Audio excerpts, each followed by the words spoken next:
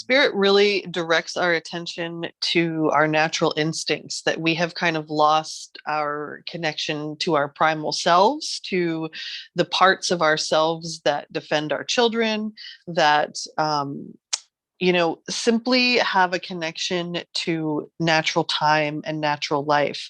And we've talked on several calls now that the mind is just, it does not have what it takes moving forward. If we try to mentalize or think our way through where we are going, it's just impossible. We do not have the resources within the mind. And so we're really being encouraged to reconnect to the natural instincts, to the gut, that our inner wolf is awakening, and it's connecting us to an innate guidance system within ourselves.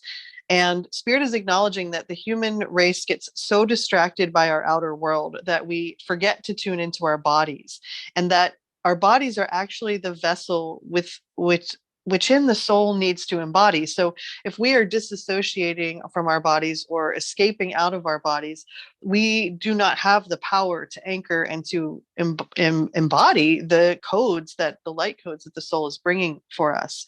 So once again, we're called to pay attention to our natural cycles, to listen to the body as a vessel, as the embodiment of our soul. And once again, Spirit says, without a clear physical, mental, and emotional vessel, the soul cannot weave into the tapestry of our physical being.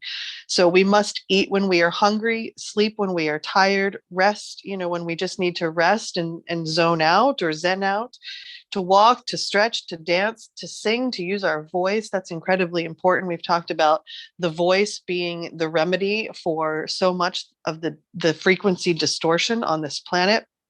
And as I mentioned earlier in the call, connecting with the sunrise and the sunset and placing our hands on trees, as this naturally resets our heart chakra and our nervous system. We're encouraged to walk outside barefoot, to once again be under tree canopy, and to attune ourselves to the wild wisdom of our body. And in all capitals, Spirit had me write, this will be our saving grace.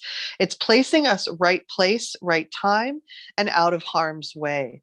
So if we are not connected to the body, we are not going to know where to be. And yet, if we are connected to the body, there may be harmful or dangerous situations that we are not even aware of, that we avoided simply because we listened and we moved when we needed to move.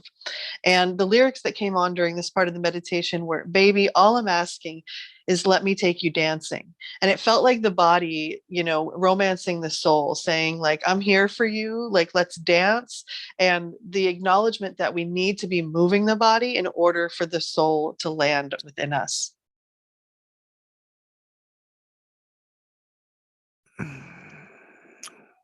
So as they say, where attention goes, energy flows. And then, when you're not getting any type of, sense of where energy is, that probably means you just need to get up and move your body around, and your body can start to tap into that which senses the energy to begin with. I know that within the new array of the world, which is laden with satellites and antennas of all these different bandwidths, we're so saturated with the extra sensory stuff going on that we can't even tap into the original wavelengths. And so you'll be needing to just go out there and actually just tune into the body, and then you'll be able to catch that original tone again. And it's, wherever you're at, that's got to be your process, because when you're in the middle of an urban city or something, it's a different process than if you're out somewhere like in the picture where we're near a stream or by a body of water. So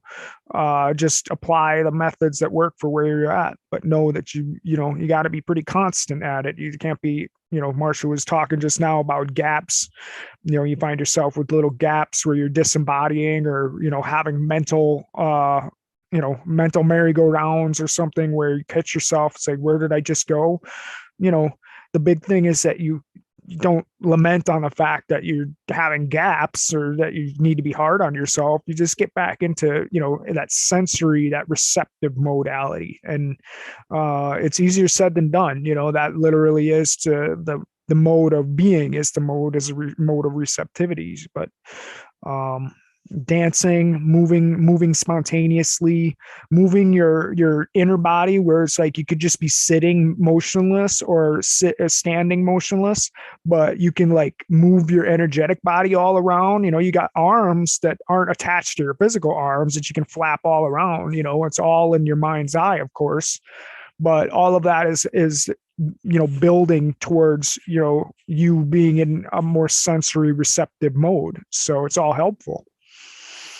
I'm really glad you brought that up, because one of the things that Spirit was directing my attention to as you were talking was that, we can be lying in a bed and still be able to connect to this frequency because of, being able to tune into that energy body, or that energy double the light body, like you called it, dancing the arms that you can't see. We have the power through our minds to be able to actually strengthen the light body, the energy body, which will then strengthen the physical body. So even if we are finding ourselves, laid up for some reason, or chronic pain or chronic fatigue, unable to get outside, even meditating with the energy of a plant or a tree, or looking out the window, Spirit said that is enough. That frequency of life force can awaken within us, even if we are not able to physically be present.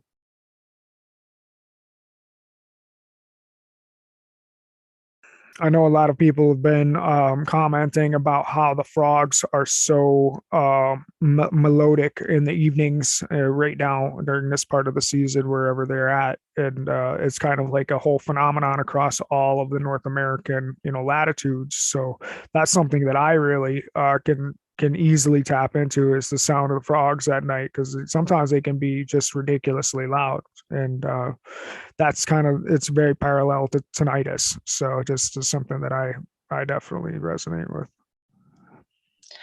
Well, I always wonder too, like we used to live within our divinity, and we used to actually be able to understand the language of the crows and the frogs and the crickets, and the chorus of nature. And I suspect as we continue moving our consciousness where the planet herself is going, we may find ourselves immersed in these sounds and these frequencies in ways that we may never have participated 10 or 15 or 20 years ago.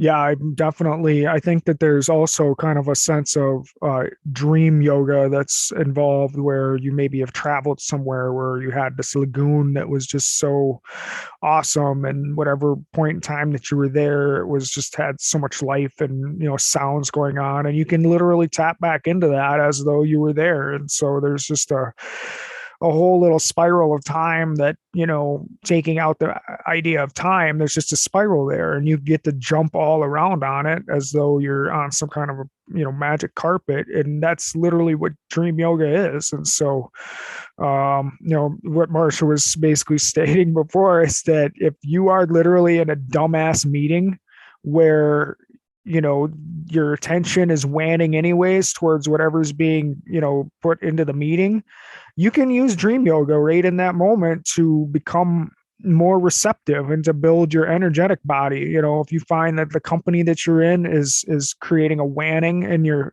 energetic system, you can use dream yoga right in that moment. If seals or if dolphins, if there's some imagery that, obviously is very acutely building for you, then use that. The idea is that, it's applying it wherever you need to, as moving your energetic body, even when you're absolutely motionless, sitting, static at a meeting, is something that IT people learn how to do like Jedis. I'm glad to know that seals are part of your paradisical matrix now. Well, I was going to say Tom and slugs. I have Another one seal for me karma.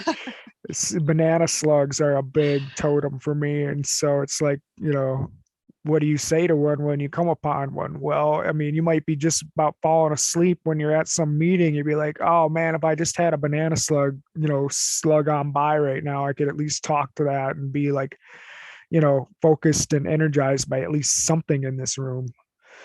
But, everybody has their strategy. Reminiscing on your IT days. Yeah, or anything. I mean, back in sales, I think anybody who was in sales where you're just like trying to close the sale and you're giving it 100% of your attention, but the person is just hemming and hawing, or they're repeating themselves, or you know exactly what they're going to say next. And so you're already like, you're just trying to be, flexible to the amount of time they need to get through their process, because you realize that everything is just a process. Society itself is just a process for healing, right? Eventually you have to come to that more protracted position where all of this suffering is just a modality for healing. We call it society, we call it culture, we call it religion, but in the end, we're all trying to move towards a nice thing, a nice place. Absolutely. I want to see a big hurrah in the